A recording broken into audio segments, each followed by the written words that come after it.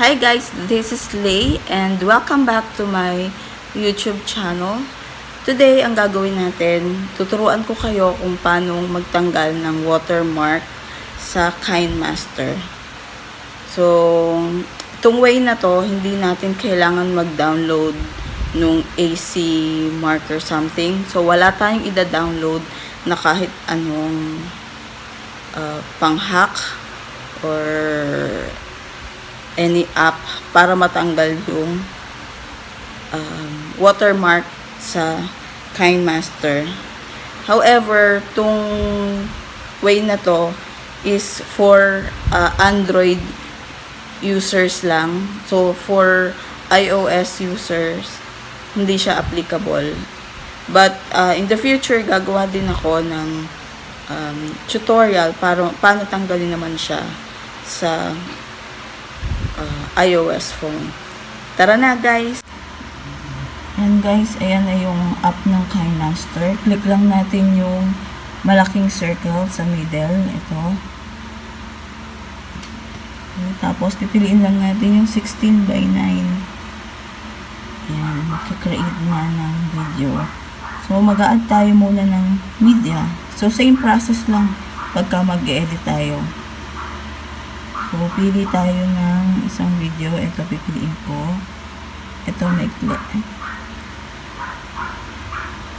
Yan, na-add na yung media. So, click lang natin. Then, ang gagawin natin ay mag-a-add tayo ng music. Pero, instead na to, ang gagawin natin muna ay dito muna tayo sa parang store. Click lang natin yan.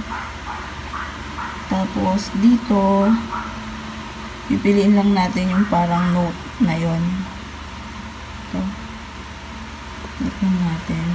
Tapos, may tatlong option. Music, sound effects, music. So, piliin lang natin yung music. Ayan. Dito sa music, pipili lang kayo ng mga song. Magda-download tayo ng isa. Piliin natin yung maliit lang para mabilis. Itong 12.2. Download lang.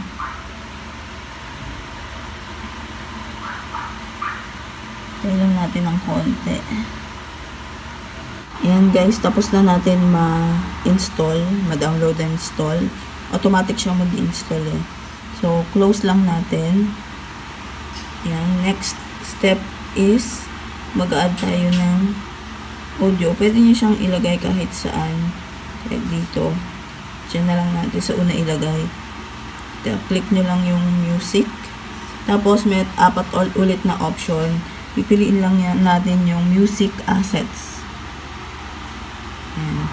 Tapos yan, lalabas yung mga songs na mga na-download natin. Yung song na din-download natin kanina. So, yung plus sign lang. Plus sign. So, na-add na siya dito. Wag natin palang gagamitin na music to. So, kailangan natin siya na i-silent. Kasi kapag ginamit natin siya na music sa YouTube, automatically, hindi mo siya pwedeng i-monetize. Kapag minonetize mo siya, makaka-copyright ka. So, kailangan mo siya i-silent. I-silent natin.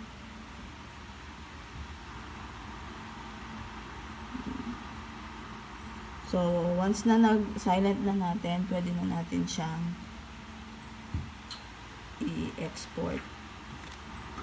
So, click lang natin yan. Click export. Agree and continue lang. May export pa rin siya na may watermark, but don't worry, I can assure you mamaya mawawala yan. Click lang natin, antay lang natin siyang ma-export. Yan, export na. Once na may export, i-share natin siya sa YouTube. Ito dito, nandito sa upper right, itong nasa gitna. Yan, click. Pili natin yung YouTube. Yan. Meron ulit lalabas na agree. and continue. Click lang natin yung agree. Yan, makikita nyo, remove watermark. So, tinatanggal niya na yung watermark. And same process lang kung paano mag-upload sa YouTube. Lalagyan nyo lang yung mga info dito. But as you can see, wala na siyang watermark dito. Oh, ayun guys. Thank you. Guys, tapos na yung ginawa nating tutorial. I hope na-enjoy nyo tong video tutorial na ginawa natin today. And if you like this, please subscribe to my YouTube channel and paki-click na rin yung notification bell para ma-notify kayo kung may mga bago akong upload na video in the future. Thank you so much for watching. Have a good day. Bye!